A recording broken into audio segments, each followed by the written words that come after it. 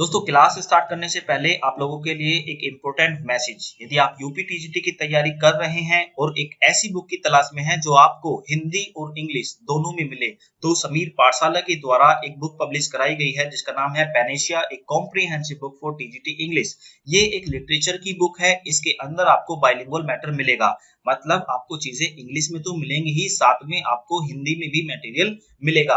ये बुक आप फ्लिपकार्ट और अमेजोन इन दोनों से खरीद सकते हैं। इस बुक को खरीदने का लिंक मैंने वीडियो के डिस्क्रिप्शन बॉक्स में दे दिया है। दोस्तों आज के इस लेक्चर में हम लोग डिस्कस करने वाले हैं एक और बहुत इंपॉर्टेंट पोएम को, जिसका नाम है 3 Years She Grew in Sun and Sour।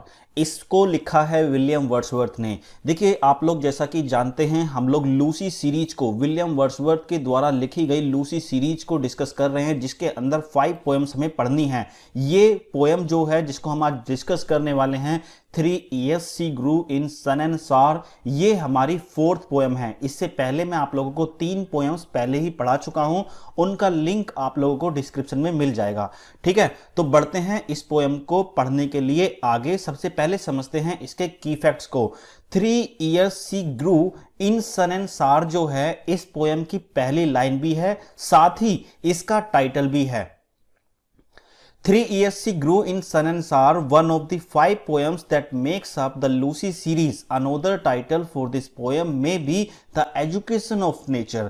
देखिए जो ये पोएम है ये लूसी सीरीज का ही पार्ट है, जैसा कि मैं आप लोगों को पहले ही बता चुका हूं। लेकिन इसका अगर दूसरे टाइटल की बात करें हम, तो इसका द एजुकेशन ऑफ नेचर इसका अनोदर टाइटल है। ये टाइटल हमें जब देखने के लिए मिलता है जब हमने 12th क्लास में इस पोएम को स्टडी किया था, तब ये हमें एजुकेशन ऑफ नेचर के रूप में देखने के लिए मिली थी। लेकिन जब हम इसे कॉम्पिटिटिव लेवल पर आकर पढ़ते हैं तो इसका नाम 3 Years She Grew in Sun and Sour मिलता है। ऐसा क्यों है? क्योंकि जब एजुकेशन ऑफ नेचर थी तो इसमें 7 स्टैंजास में से 4 या 5 स्टैंजा शायद वहां पर थे, मतलब कंप्लीट पोएम नहीं थी। लेकिन अब कॉम्पिटिटिव लेवल पर आकर हमें इसे पूरी पोएम को स्टडी करना है।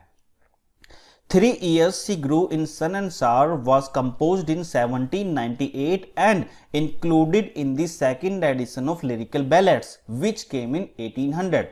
देखिए ये पोएम जो है 3 Years She Grew in Sun and Sour, इस पोएम को विलियम वर्ड्सवर्थ ने 1798 में लिखा था और ये लिरिकल बैलेड्स के सेकेंड एडिशन के अंदर पब्लिश हुई थी, जो कि 1800 में आया था। ये आप लोगों को पता ही होगा। लिरिकल बैलेड्स का जो फर्स्ट एडिशन आया था that came in 1798, right, and the second edition came in 1800।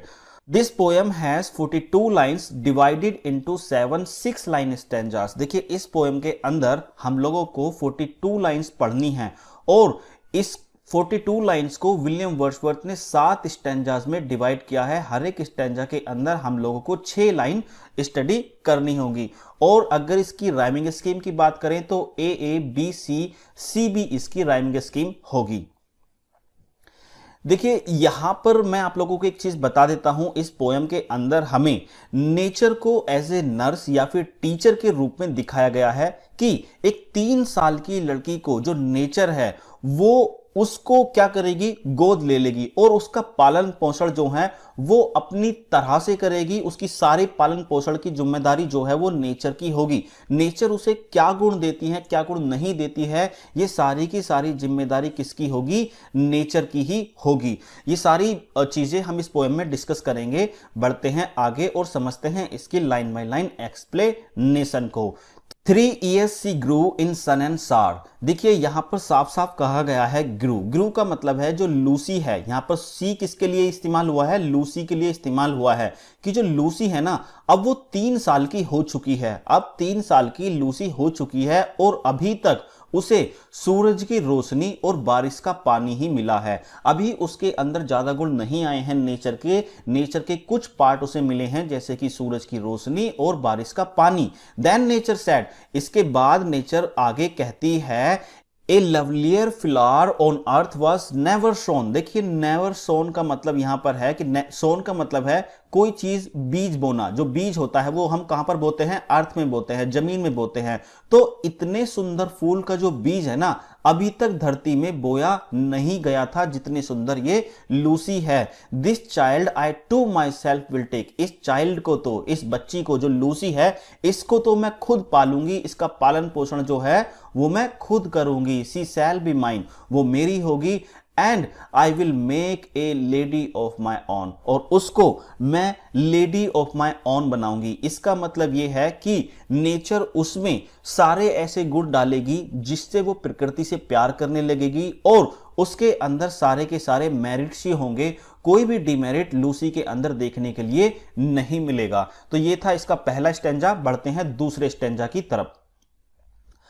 My self will to my darling be both law and impulse. देखिए यहां पर मदर नेचर एक बार फिर से कहती है कि मैं खुद जो है ना अपनी डार्लिंग कौन है यहां पर, जो लूसी है उसकी बात कर रही है, लूसी के अंदर ऐसे ऐसे गुण डालूंगी जैसे कि लो और इम्पल्स। अब लो का क्या मतलब है कि लूसी कोई भी काम जो करेगी वो बड़ा ही सोच समझकर करेगी, और इम्पल्स का मतलब है कोई भी सडन फीलिंग आना कोई काम करने के लिए, तो उन पर उसका कंट्रोल भी होगा, कौन सा काम उसे करना है, कौन सा काम नहीं करना है। अब ये इंपल्स जो वर्ड इस्तेमाल हुआ है, आप लोग अगर इसे विलियम वर्ड्सवर्थ को अच्छी तरह से पढ़ते होंगे तो विलियम वर्ड्सवर्थ ने एक पोइट्री डेफिनेशन दी है जो है नीचे यहां पर आप लोगों की मेंशन है। The spontaneous overflow of powerful feeling, it takes its origin from emotion recollected in tranquillity. देखिए यहां पर spontaneous overflow of powerful feelings जो है इसी को हम इंपल्स कहते हैं। मतलब हमारे अंदर कुछ सडन फीलिंग आना और हम उस पर काम करना, ठीक है। तो लूसी के अंदर ये सारी चीजें होंगी कि उसको वो सडन फीलिंग कैसे कंट्रोल करनी है या फिर उन पर कैसे काम करना है, और किस काम को किस तरह से करना है, सोच समझ के करना है, किस तरह से करना है, वो सारी समझ लूसी के अंदर होगी। एंड विद मी, और मेरे साथ, यहां पर नेचर कहती है एंड विद मी, वो मेरे साथ, द गर्ल मतलब Lucy, in rock and plain, वो घूमेगी कहां पर, यहां की चट्टानों में घूमेगी, और घूमेगी यहां की प्लेन जगहों पर। इन अर्थ एंड हेवन, वो कहां के नजारों को देखेगी, अर्थ के नजारों को देखेगी, साथ ही साथ वो स्वर्ग के नजारों के साथ भी एक्सपीरियंस करेगी। इन ग्लैड एंड बार, ग्लैड का मतलब होता है एक ऐसी जगह जहां पर वृक्ष नहीं होते, जहां पर ट्री नहीं होते, पेड़ नहीं होते, ऐसी जगह को हम ग्लैड कहते हैं। और बार हम उस जगह को कहते हैं जहां पर पेड़ पौधे ज्यादा होते हैं, मतलब वो बगीचे टाइप की जगह होती है। तो इन सारी जगहों को लूसी जो है एक्सपीरियंस करेगी। Self feel and overseeing power, और लूसी जो है फील करेगी, क्या फील करेगी, ओवरसीइंग पावर, कि उसको कोई कंट्रोल कर रहा है, कोई गाइड कर रहा है, कि सारी की सारी चीजें जो इसके गुण आ रहे हैं अंदर से, लूसी को ये पता चलेगा कि ये गुण उसको कोई ना कोई दे रहा है। टू किंडल और रेस्ट्रेन, और उसको पता होगा कि कब उसे पैशनेट होना है, मतलब कोई भी काम करने के लिए उसे इच्छा व्यक्त करनी है, और कब उसे रेस्ट्रेन करना है, मतलब उस इच्छा पर कंट्रोल करना है, उस इच्छा को रोकना है। आई होप ये स्टैंजा भी आप लोगों की समझ में आया है। She shall be sportive as a fawn. देखिए यहां पहली लाइन में, थर्ड स्टैंजा की पहली लाइन में नेचर कहती है कि जो लूसी होगी वो एक फॉन की तरह, मतलब एक हिरन के बच्चे की तरह स्पोर्टिव होगी, मतलब चंचल होगी, खेलने कूदने वाली होगी। एक आपने देखा होगा हिरन का बच्चा फुदक फुदक के यहां वहां कूदता है, तो इस तरह से लूसी की एक्टिविटी होंगी। That wild with Glee across the lawn, और वो कहां पर खेलेगी कूदेगी, लॉन में खेलेगी। ग्ली का मतलब होता है खुशी के साथ, अक्रॉस मतलब यहां वहां लॉन में घूमती फिरेगी, वो खुशी के साथ भागी फिरेगी। और अप द माउंटेन स्प्रिंग्स, और वो कहां पर घूमेगी, माउंटेन में घूमेगी, जो पहाड़ियां हैं यहाँ की, नेचर की जो पहाड़ियां हैं उनमें वो घूमेगी। And hers shall be the breathing balm, और लूसी, देखिए यहां पर एक ऐसी चीज बोलते हैं जो पहली 3 लाइनों के बिल्कुल अपोजिट हैं, और बाद की 3 लाइनों जो हैं वो बिल्कुल अपोजिट हैं। पहली 3 लाइनों में कहते हैं कि लूसी जो है एक चंचल लड़की होगी, वो एक हिरन के बच्चे की तरह फुदकती फिरेगी, चाहे वो लॉन हो चाहे वो पहाड़ हो। लेकिन बाद की 3 लाइनों में वो कहते हैं कि लूसी जो होगी वो लोगों के लिए क्या होगी, ब्रीदिंग बाम होगी, वो लोगों को शांति, सिंपैथी देने वाली होगी।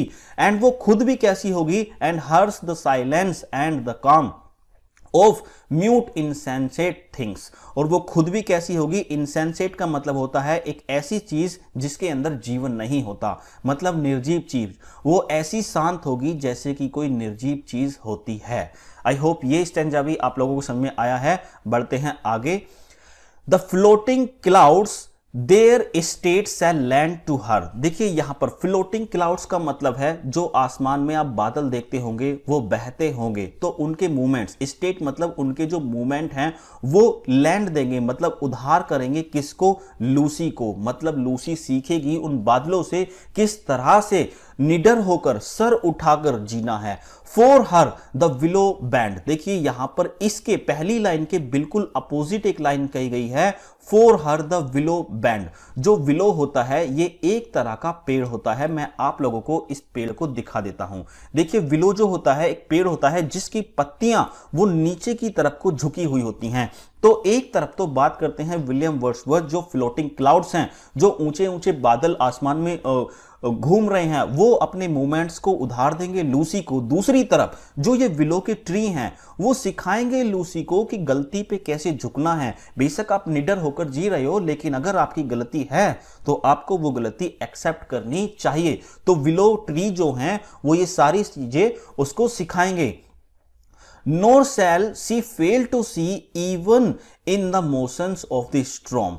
और देखिए इन दो लाइनों में नेचर कहती हैं कि जो लूसी है, चाहे कोई कितना भी भयंकर तूफान हो, वो अपनी किसी भी एक्टिविटी को करने में, किसी भी एक्टिविटी को देखने में वो फेल नहीं होगी। वो अपने काम जो है वो करती रहेगी। बल्कि जो ये स्टॉर्म है, जो ये तूफान उसकी लाइफ में आएंगे, ठीक है, वो क्या होंगे? उसके लिए ग्रेस होंगे, उसके लिए एक वरदान साबित होंगे। दैट जो mould the made in form, ये सारी की सारी चीजें, चाहे वो स्टॉर्म हो, चाहे वो कोई भी डिफिकल्टी हो, वो उसको मोल्ड का मतलब होता है कोई भी चीज ढालना। देखिए जब कुम्हार जो है कोई चीज बनाता है मिट्टी की, तो वो हल्की हल्की चोट मारता है। तो ऐसी ही स्टॉर्म जो है लूसी के जीवन में आएंगे, वो उसको ढालेंगे।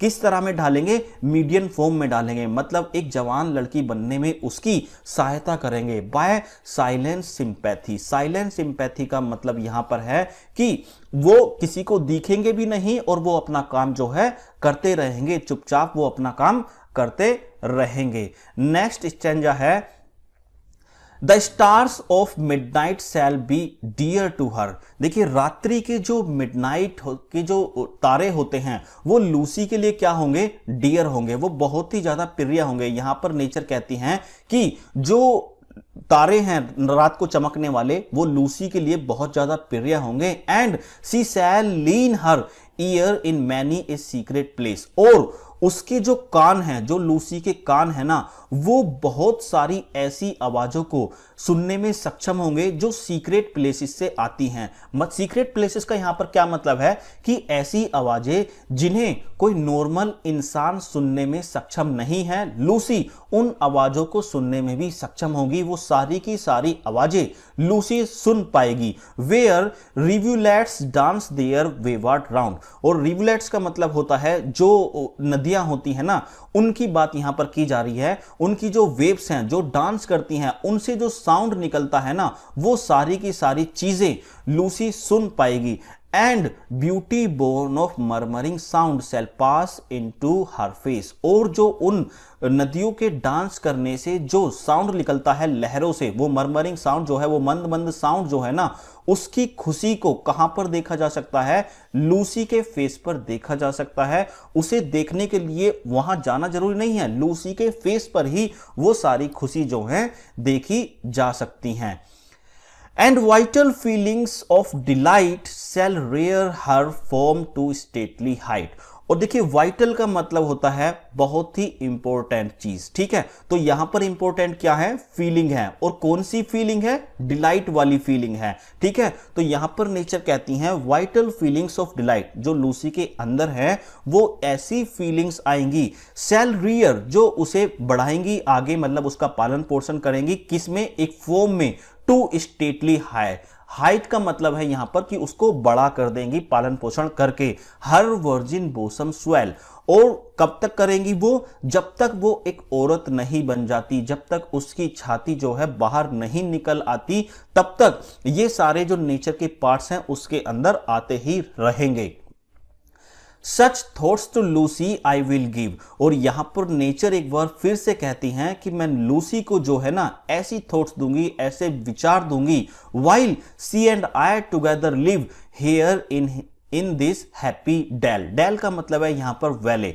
तो नेचर यहां पर कहती हैं कि लूसी और मैं एक साथ बैठे होंगे जब इस खुशनुमा वैली के अंदर, तो मैं यहां बैठकर उसे ऐसी टीचिंग्स दूंगी कि किस तरह से आपको नेचर में रहना है और क्या क्या चीजें आपको देखनी है। तो ये है last stanza, Does nature speak? तो एक बार फिर से यहां पर नेचर कहती हैं द वर्क वॉज डन, मतलब कि जो अब नेचर का काम है ना वो अब पूरी तरह से खत्म हो चुका है।